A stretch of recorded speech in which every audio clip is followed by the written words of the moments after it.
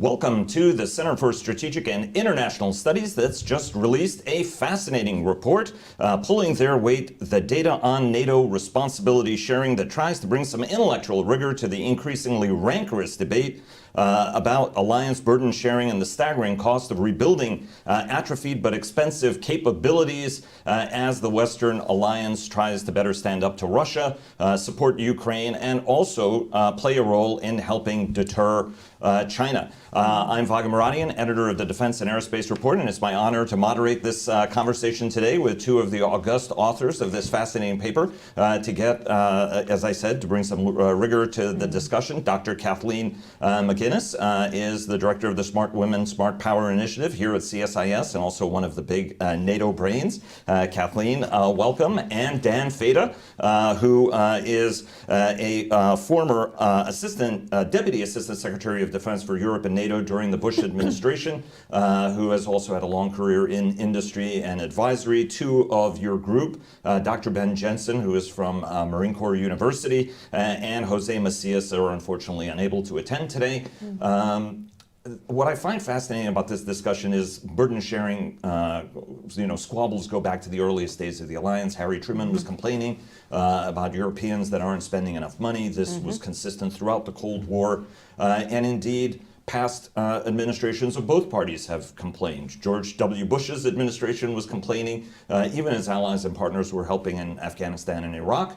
Barack Obama was complaining, and then most pronouncedly, though, the tone of this discussion did change during the Trump administration, where we found a lot more rancor that was directed to our allies and partners. And now, as a presidential candidate, Donald Trump is saying that there should be some form of litmus test, something that was introduced at that point if you're not paying enough. And for those who don't pay their dues, as he's put it, which is a misleading statement, that allies, that he would welcome Russian attacks on those guys who don't spend enough.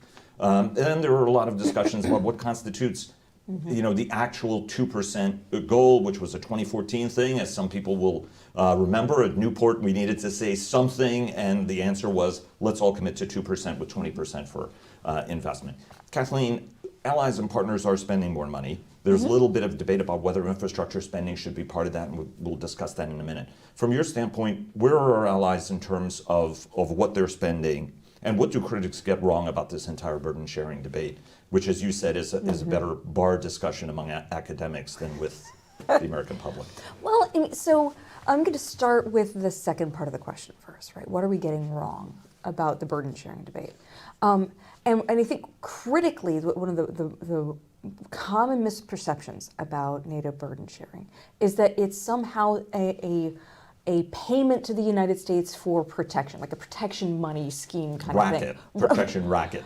And that's not what we're talking about. That's not a thing. What we're talking about is how much money our allies are spending on their own defense and the requirements needed to meet their own defense needs.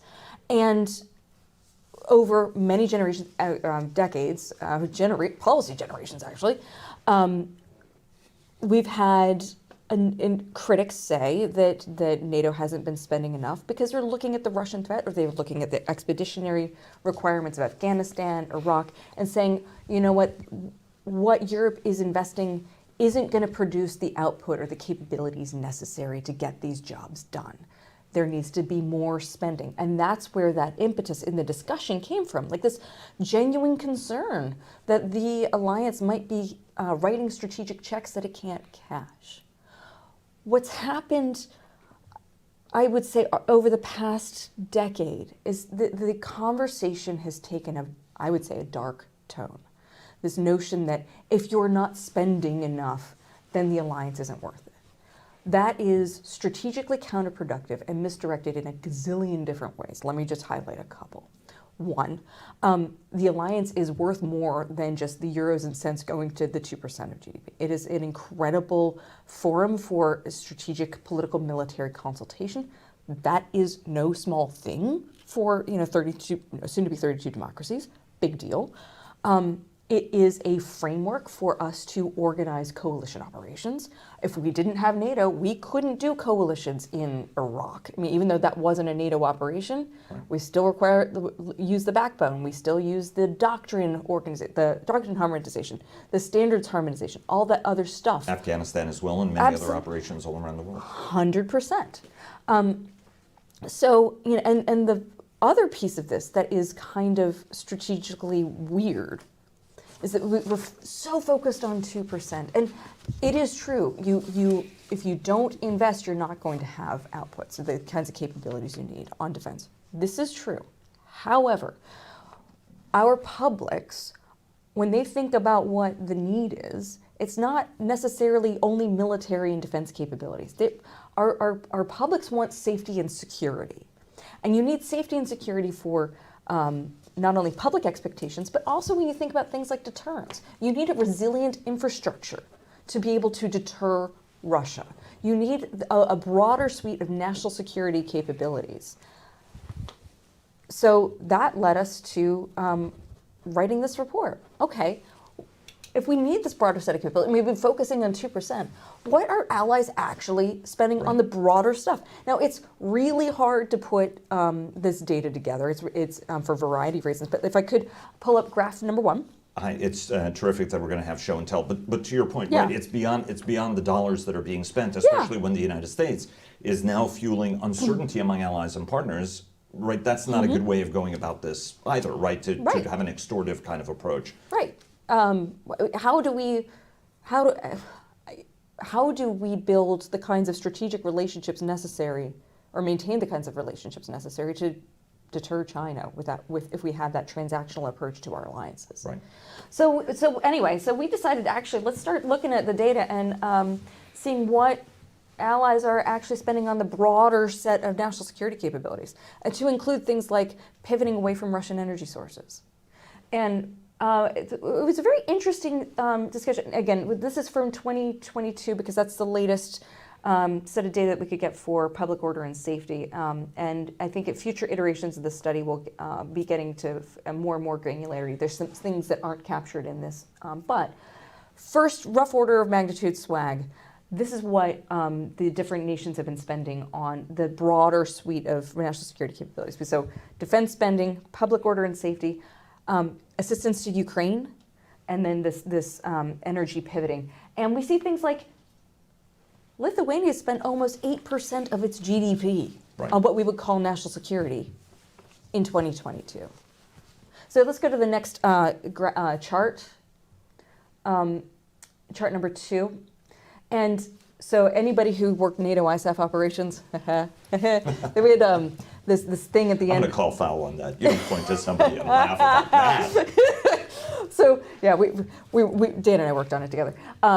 There was this thing called the ISAF placemat, and that was published every month, and it sort of showed which allies had which number of troops where in Afghanistan.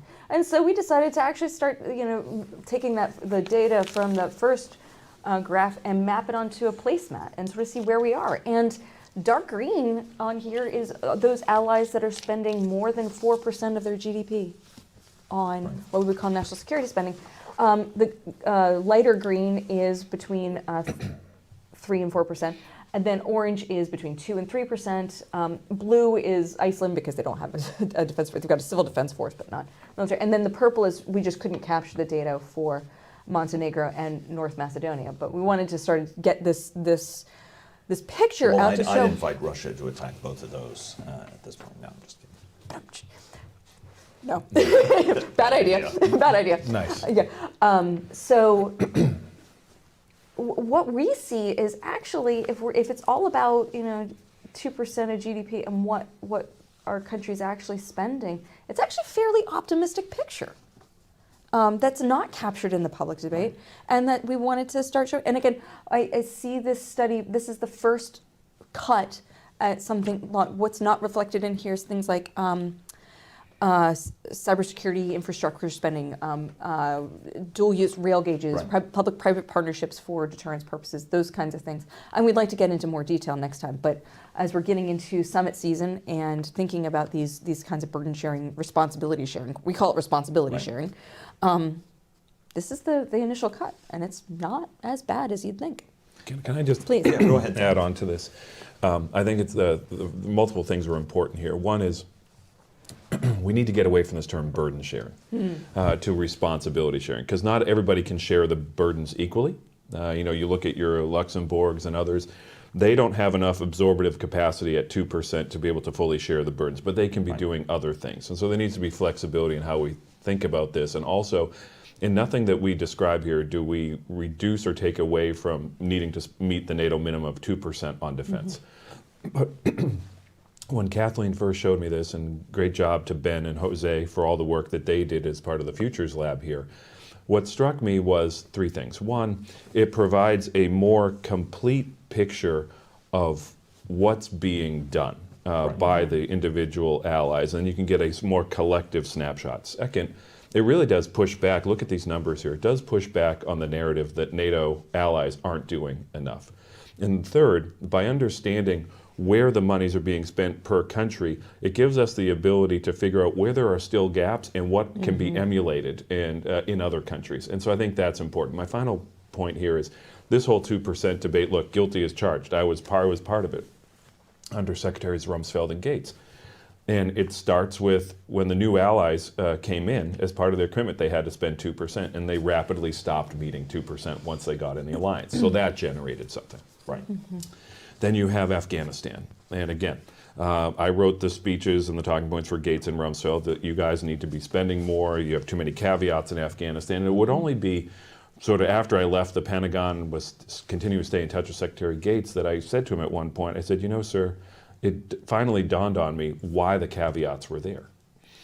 And it's not that those allies didn't want to participate in certain parts of the mission. It's they had underinvested for so long that they were actually dangerous to the mission. Right. And so you would see this buildup in 2009 and 10 of better forces going to Afghanistan and more money being spent, which would ultimately, I think, lay the platform for 14. How do we keep that going? Let me ask you about that understructure investment, right? Where we found in 2014 we didn't have the rail lines that were able to carry heavy cargo, for example, like armored vehicles. We didn't have the rail stock. There were no induction ports anymore, as we used to have in Denmark and elsewhere across the alliance. And so all of our allies and partners have been focusing on that backshop capability that is foundational to the alliance. How do you need to change the discussion? Because when you would talk to senior Trump officials, they would say, well, that doesn't constitute defense spending, right? What we're looking for is 2%. And an underlying message, which was sort of revealed when I was on a trip to Denmark, actually, was, well, not only do you have to spend 2%, you have to buy weapons from us, and then it's up to us whether or not we do come to your defense at that point for a variety of other unclear factors, which kind of went over a little bit like a lead balloon among senior officials at the time. From your standpoint, as somebody who's been engaging in this debate for a long time, as well as a policymaker who was bringing out the brass knuckles and beating them up, how does the nature of this discussion have to change to take that? Because there's this sense that if you look at it from an integrated perspective, you're somehow backsliding, right? You're giving them an out. That's right. Which isn't really the case. No, it's not the case. And Kathleen and I were joking about this. There's going to be plenty of people that after this session ends will be saying, well, you calculated wrong, or you did this wrong, or you did that wrong. In many ways, that's not the audience we're trying to appeal to. We're trying to appeal to your parliamentarians, your lawmakers, your administration officials on both sides as to needing to understand that building and investing in resiliency, ports, rails, cyber, airports, electric grids, alternative fuels, that's all part of what was established in 1949 under the Washington Treaty. Most folks who know anything about NATO focus on Article 5. Attack on one is attack on all. Most folks don't pay attention to Article 3, which is you have to be prepared. Right. And so for a long time, we collectively, and so it's all members of the alliance, have only focused on the 2%, the hard stuff. But there is a requirement from the beginning You have to have resiliency, you have to have the infrastructure to be able to support either allies coming to your defense or the ability for you to be able to hold off an attack. And so what existed in 1949, I would argue, still exists more now. There's a lot of dynamism. As a friend told me as I drove in here, he said, Dan, you know, the world is ruthless, and you need allies in a ruthless world. And I think partly what we just need to be saying to our fellow American lawmakers and colleagues and others is, look, we need allies. NATO stands for No Alternative Treaty Organization. There's nothing else like they're out there. And the more we beat up on them or say they're not pulling their weight, the more we risk losing this. Kathleen mentioned 75th anniversary of NATO coming up. I would love for us to think about what NATO at 100 looks like, and how do you keep this? At the end of the day, NATO is only useful if it's agile, credible, and usable. It has to have all that stuff. In order to have that, you need the military side, but you need the resilient, the infrastructure, and everything that goes along with it. My last point. Look at Pearl Harbor today. 19 potential berths. You can only 4 are usable, and only 1 is a munitions loadout. I mean, we have our own problems. We can be beating up on our allies all the time, but we have our own problems that we have to address too. Well, we've underinvested, right? Go back and ask every Indo-PACOM commander. That's one of their priorities, and it always slides down on the list because we find a whole bunch of other things to spend money on. I find it interesting that the only time Article 5 was designed for the United States to come to NATO's assistance, and the only time it was invoked was after 9/11 when Europe came to our assistance. And one of the points our allies and partners would make is we consumed a generation plus of modernization in order to be able to support you in both of these endeavors that consume vast amounts of resources. Yep. I'm going to give you a chance to weigh in and then ask you what has become to me, I think, a sort of a pseudo-intellectual discussion about the alliance. But go ahead, and if you have any point you want to add. Oh, no, I was just going to build on what Dan was saying about, we need the alliance to be credible, right? And credibility is not just military capability, it's also political cohesion. And going back to what the point you were raising of whether or not this dilutes the focus, if you open the aperture, and that's one of the reasons that we haven't been willing to open up the box of what's being spent, or the NATO planning black box. Look, we are at great risk now of cutting off our nose to spite our face. The alliance is, by focusing on 2%, by making alliance participation a transactional discussion about euros and dollars, we are at risk of just completely losing this thing that has mattered so much to U.S. strategic interests and global security more broadly. The discussion has become a political poison pill. We have to start getting ourselves away from this if we are going to see NATO at 100. But how do we do that, all right? As somebody who's followed this debate for a long time, it has gotten particularly toxic since 2015. And for the first time, the former president made statements that senior members of his party did not countermand immediately. Which suggests a sea change.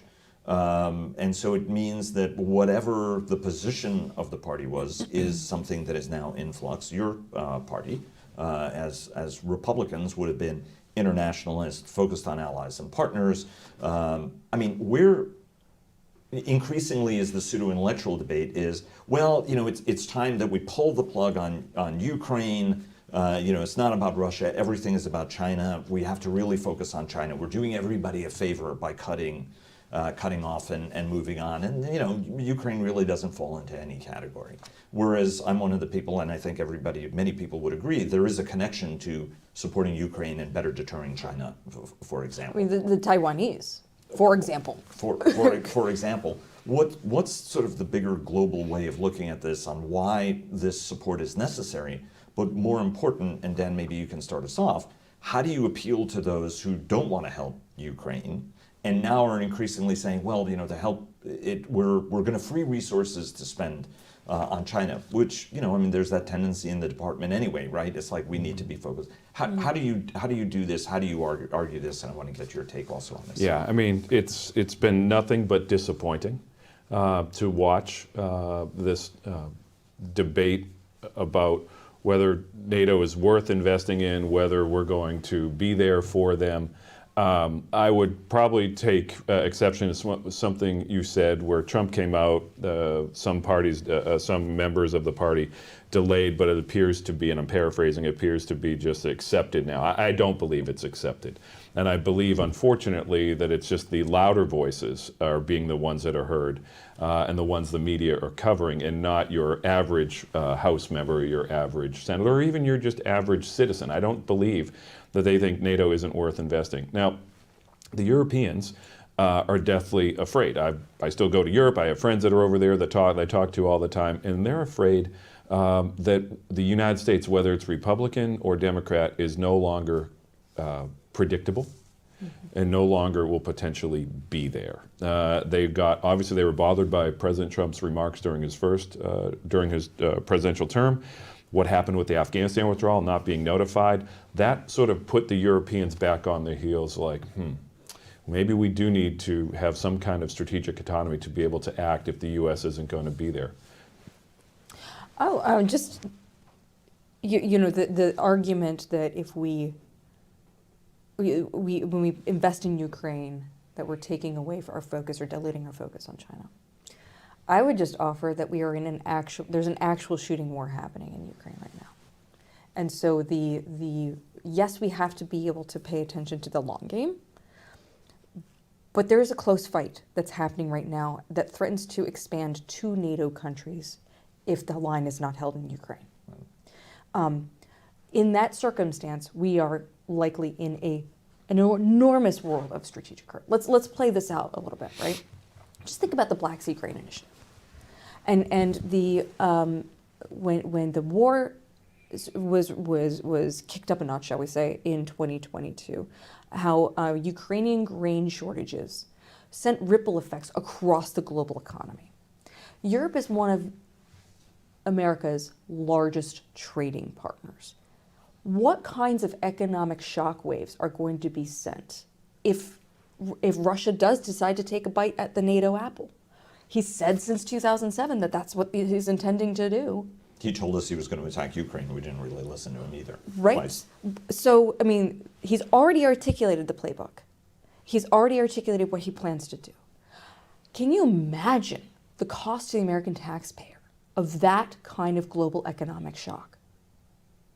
It is not just in our normative, moral, feel-good interest to be supporting NATO and to be holding the line with Ukraine.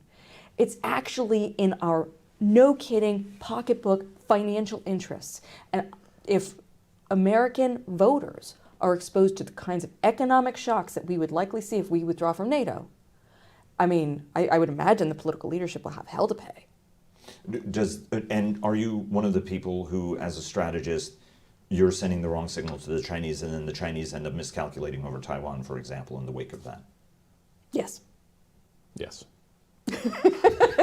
And that's no, I'm kidding. But I'll tell you one other thing. So, absent the former president bashing NATO like this, I'm not sure the rest of those that either are part of the echo chamber or that have their grievances would be as vocal and would be as threatening as to say that we may withdraw from NATO. There's always been the group that says you're pulling their own weight. And what we're trying to show is that they are being responsible. Are they doing exactly the way we would like that? No, but we also got to understand their uniqueness. I also believe that at the end of the day, the former president, he likes to raise issues where he picks up that there's a grievance amongst the public, a grievance amongst either members of Congress. And so, because he finds issues that resonate. I don't believe the former president will withdraw us from NATO if he's to be reelected. I think that would be, to use Kathleen's term, such a strategic shock that I don't think he would. he and his team would want that. That doesn't mean, though, that they, and I fully anticipate something like this happening, like we did with South Korea and Japan, and asking for base renegotiations on things. I think he's going to want to potentially threaten to withdrawal unless something happens in return. And that may just be a better cost sharing of things. Or maybe we get NATO allies to agree to 2.25% or something. But I believe he's doing it for the purpose of trying to show that if I'm reelected, I will change things. But don't you, right, I mean, the President of the United States also has a lot of powers in an alliance context, right, that go well beyond withdrawing, right? I know there's legislation and law on the books, actually, that money, U.S. monies cannot be used to do that, but he can reduce troop presence in Europe rather dramatically. Article 5, everybody has to vote on Article 5. You have to do something. You don't have to necessarily provide troops, right? So you could decide to demur from the troop part of it, but I'll give you intelligence support or what have you. You have to do something in some capacity, but it doesn't say exactly what you have to do, right? So from that standpoint, can't you actually achieve, right? And then in the last administration, you had Jim Mattis and Mark Esper, who slow-rolled withdrawal of troops from Europe purposefully, you know, to buy time. Presumably the next time there will be no Mattis or Esper who will say, okay, this is really a bad idea. I mean, can you end up doing a lot of damage irrespective of pulling out of NATO? Sure. Sorry, I mean, I was sort of thinking about the civilian-military relations dynamics of that and just how problematic that situation was from a civ-mil perspective. Sure, the damage is being done right now, right? Again, credibility is a political determination as much as military capability. And so the fact that we're having these discussions about whether or not the United States will be there in this kind of way suggests that if we want to keep the alliance, we need to have a significant course correction to the discussion that's taking place right now. This is one way of doing it. It's not the only way, but those observers who agree with the argument that NATO has enduring strategic utility for the United States need to start making the case much more powerfully and finding the ways to show the case and show that the picture is not as grim as it has been painted out to be for decades. And oh, by the way, we need our allies. Everything's better with friends. Right? You can get more done. There's so many global strategic challenges that you need allies and partners to contend with. And absent NATO, things become much harder. Those who agree with that set of arguments need to start making the case. Does Congress, when they returned from recess, we took two bites of this. One was an insistence that we need a border deal in order to clear this. It was an unprecedented border deal. Looking at it through the history of border deals in the United States on a bipartisan basis, would have really moved the ball forward in a direction that one party actually might have liked less than the other party would have liked in terms of some foundational tenets. It was vetoed. Then a clean $95 billion package was approved by the Senate. The House did not take it up, is gone on recess. When we get back, Dan and Kathleen, do lawmakers, right, I mean, does this emotional argument work? This aid package should have been approved 4 or 5 months ago because Ukraine is now paying the price. And as we prepare to convene for the 75th anniversary of the Alliance's birthday on the way to 100, it's not going to be a positive scene to be greeted literally every other day with another Avdiivka-style retreat or rout. Does this move the needle at all, especially since the Speaker was meeting with the former president and sort of mirroring a lot of the rhetoric? Yeah, look, I think unfortunately, because of the Navalny death, former assassination, let's put it killing at the least. At the least, yeah, tragic.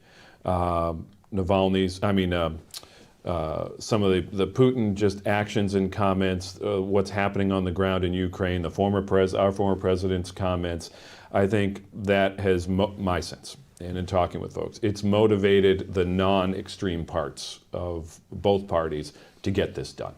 on the 95 billion on Ukraine, Taiwan, and Israel. So I actually do have a pretty good sense of optimism that maybe not before the end of February, but probably sometime before the middle of March, that I think we're going to see something actually get passed to provide support. I think there's a growing sense that we can't walk away from Ukraine. I think we have to help Ukraine. If we can't help them win, which we should be helping them win, not get to a tie, we should be helping Ukraine win. So I think there also needs to be a change in that strategy, but we at least have got to help Ukraine get into the best battlefield position for whatever an ultimate settlement or agreement will be. And of course, the assassination of the Russian defector in Spain, right? I mean, I find the impunity with which Putin is acting, right? I mean, you kill Navalny right before Munich gathers, and then at the end of it, you kill a Russian defector. It's a nice way to bookend things. Your sense on whether or not it's going to pass, and then I've got one more question for you. My analysis comports with Dan's on the Hill dynamics. I would just also underscore that strategic sense that there's no resetting with Russia now, right? We are in a new world, and it is truly this competition between democracies and authoritarian actors, and Russia trying to rewrite the rules through military force, China teaming to try to do so through different versions of coercion. Ultimately, they're different playbooks, but with the same goal. Right. And we have to start fighting back in a whole of government, of which the military is one part, kind of way, if we are going to prevail in this. Like, when you think about what's at stake, all these things are such abstractions, like rules-based world order. What does that mean? Okay, when I was in Ukraine in August, I was in Irpin, where I heard the story of the Russian soldiers who raped children to death in front of their parents and then murdered their parents. That was one of tens of thousands of stories. That is what we are talking about. That is the world that we are trying to prevent us from living in. So let's act accordingly. Both emotional and also sensible case. I would like to believe that it would be that direct that people get it. Russia has been at war with the West now for 20 years, and it's all, and even after, right? I mean, we're celebrating the 2nd anniversary. It's actually the 10th anniversary of the first attack on Ukraine. And I find it astonishing that people are both still surprised by that, and we also say Russia doesn't have allies. It actually has very powerful allies in China, in Iran, in North Korea that are providing it bullets, unmanned systems, as well as the electronics to make we're not being tough enough on some of our allies, whether it's Turkey or any one of a number of other countries that are, basically a back channel to, whether it's to move fuel around or electronics. Dan, you had experience at Lockheed Martin after you left government, and then you were also with the Cohen Group.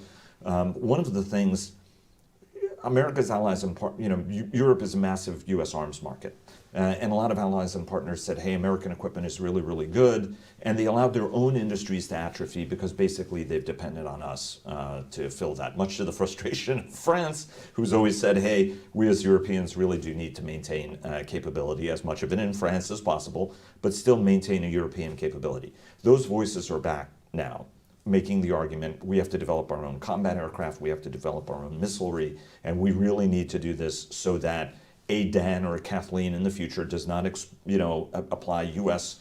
International traffic and arms regulations and say, well, you can't re-export this to somebody I don't want you to export it to.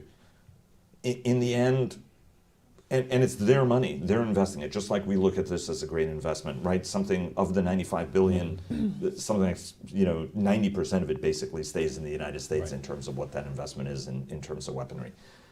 Is this already going to result in an entire new generation of systems that may be integrated, may be interoperable, but actually have far fewer American content in it than otherwise would have been before we started this sort of very transactional approach? So you ask questions like I do, multiple layers, lots of stuff. I'm sorry for too many layers. To I love apologize to for be that. able to but respond I figured to. I could layer cake this to Yeah. you. So to get to the last part of your question, I don't see a great drifting away from purchasing American arms. I think there's multiple reasons. One is Europe still lacks the capability, industrial capability, to do anything massively at scale. And so you've seen over the past couple of years a lot of partnering with U.S. companies, so Boeing, Saab, Lockheed, working with a variety of different European companies. So there is just sort of, in the short term, there's this physical aspect, there isn't enough production capacity.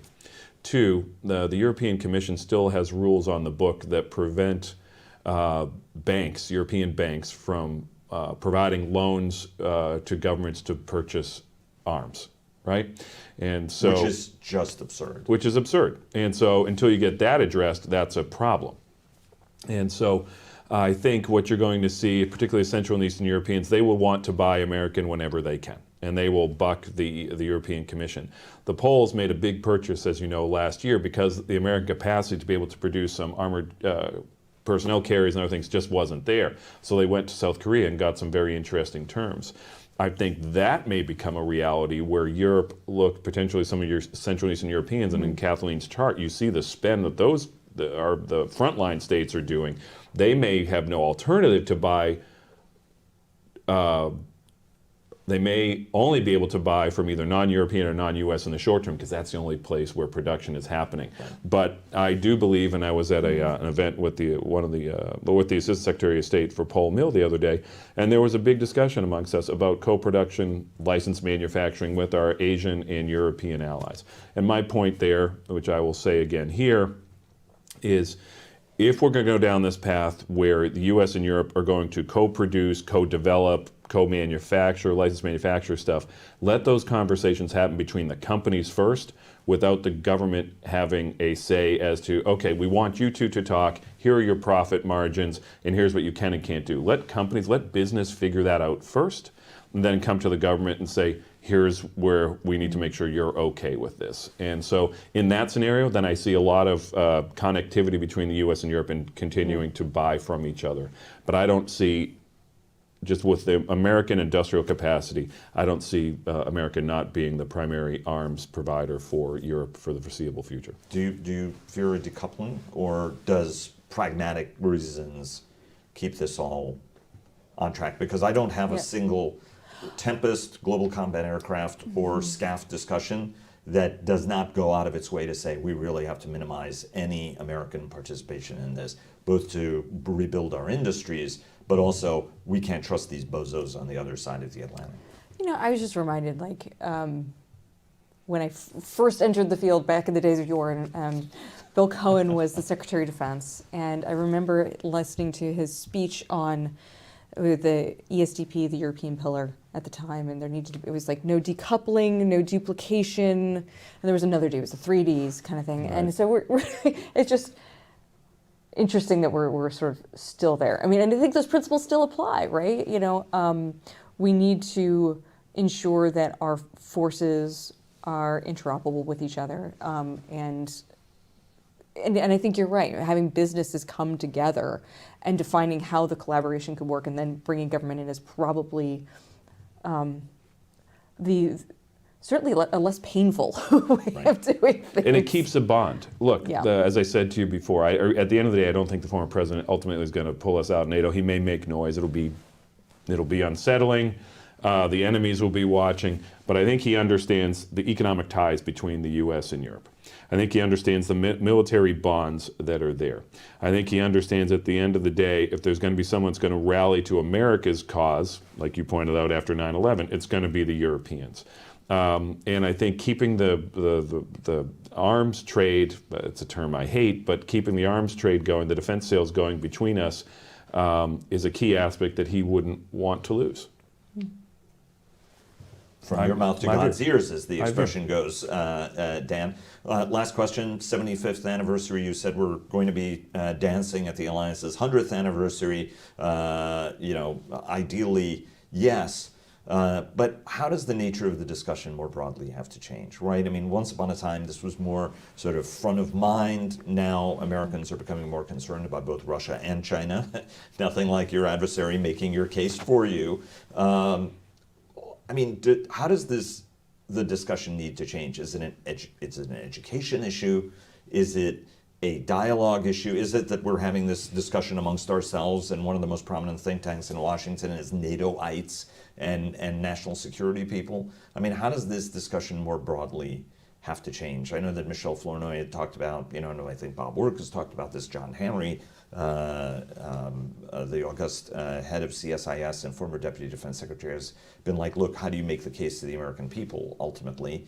How do you make the case to make Americans actually go, hey, wait a minute, this is important, when they're more interested in student loan relief, they're more interested in inflation and the price of gasoline? The border. Or the border. Yeah. All of which I think is important, right? I mean... Yeah, we have to be able to walk and chew gum at the same time.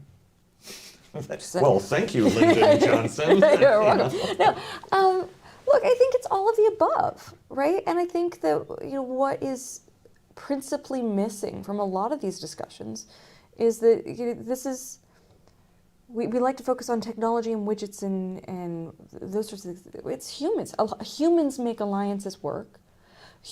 People give support to an alliance or not, and we need to start connecting with people. How many staff dells do we have going over to Ukraine? Not many. How many staff dells do we have going over to Europe? When you look at one of the unintended consequences of reducing our posture in Europe from 400,000 at its height and change in the Cold War to what, 80 to 90,000, whatever it is. We're still at about 120, but we had dipped to about 80. Yeah, that's right. And one of the consequences is that we don't have families and service members rotating in and out all the time. Correct. The message, the connections, the human connection of the transatlantic alliance has been let atrophy. So we've got to find more creative solutions to building those human connections, I think. And we also have to be much more honest with ourselves in having discussions about really hard issues like burden sharing or responsibility sharing, and let's take these things forward in a much more honest, I would say, and authentic way. Okay. There's no reason to be bashing on the alliance as it being ineffective. It hasn't demonstrated that. It's important to make sure that our leaders, our publics,